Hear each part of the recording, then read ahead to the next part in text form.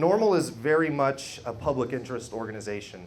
We represent and we provide a voice for people who use cannabis responsibly, and also people who believe, as we do, that responsible adults should not be imprisoned, arrested, or criminalized for choosing to use this plant. The movement to reform marijuana policies in the United States is actually moving. And it's us coming together like this from all different political parties and saying that Texas is ready to be changed is what's important. Really, activism is where you are saying, I'm fed up with how this is right now, and I'm going to make a difference, and I'm going to get involved, and I'm going to change policy. It is going to be a major issue in 2015. This is right now is the time to get involved. Gravitate towards what interests you. What are you good at? Are you good at recruitment? Are you good at public relations? Are you good at planning events? Just find what your niche is, and then really grow within that. Start from one point, train that person, and let them train other people to do it too, where everybody becomes proficient to the skill that you need to move a movement forward. Dive right in, call your representative, email your representative, and go meet them. That is a great way to start forming the relationship. Go to events where they're going to be and pin them down and ask them the questions. We are parents, we are business owners, we are serious about changing policies because marijuana prohibition has failed. It doesn't keep it out of the hands of children, and it doesn't work to actually stem the use of marijuana or prohibition for any other drugs. Use stays constant. Meanwhile, we're spending obscene amounts of money on locking people up, and we see the social injustice with this institutionalized racism that has ended up being a result of that. There's too many people who are suffering in your communities, in our communities, and in everyone's, just as a result of really bad policy. I don't see how a plant that could potentially turn a kid off of a good career path because he smokes and becomes lazy and loses initiative in his life, how that could be a worse fate than getting a Class B misdemeanor for the rest of your life and turning your career path off track and paying money and being in jail. I just don't see the connection there. So it really is common sense. I think we need to have people understand the real face of who this is affecting.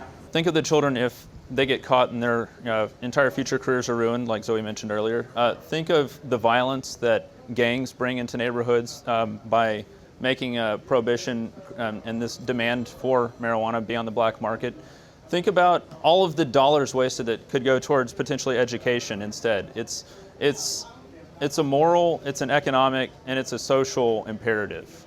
There's really any argument saying think of the children, you should really think of the children and be on our side of the argument. Using force and violence against human beings because of a plant is unacceptable. It doesn't work. We have candidates who are running right now who are openly for a cite and release. Currently, Kim Ogg has come out and said that she is for that with her GRACE program. So what we're seeing is our future elected officials they're going to have that as an issue. This is literally going to be something they have to talk about. And then there's other Republicans who say, I agree with you, but it's not my priority. And so we have to find a way to make it their priority. Prohibition is a big government idea.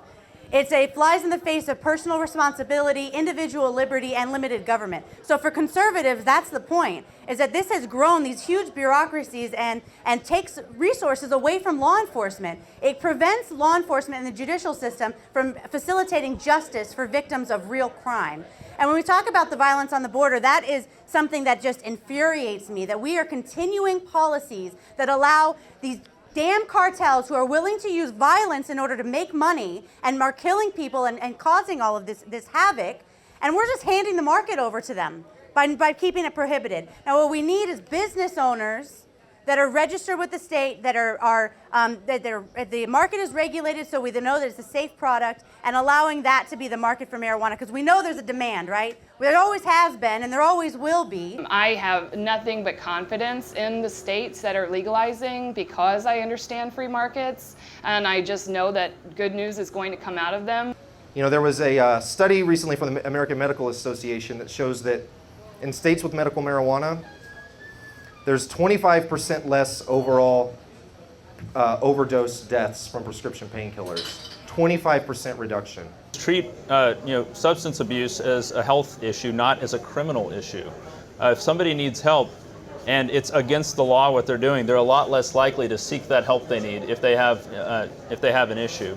So really changing the conversation to make it about people getting the help they need if they do find themselves in the cycle of addiction, and obviously not grouping something as relatively harmless as marijuana with much harder drugs is a really fantastic step for that.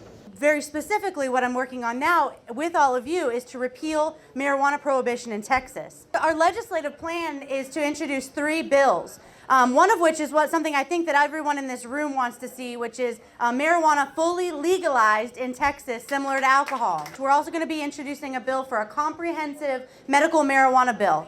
And when I say comprehensive, that means that we're going to have state licensed dispensaries, and we're going to have a registry for patients so they don't have to be afraid of police arresting them for having their medicine.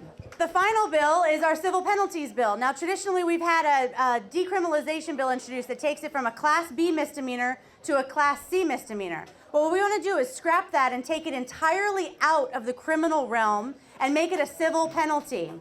You know, a lot of times people will ask me, they'll say, well, Jason, when are they going to legalize marijuana in Texas? And I just say, well, who's they? Yeah. This isn't about they. This is about we, the people. Us, the people in this room here tonight, we are going to legalize marijuana in the great state of Texas.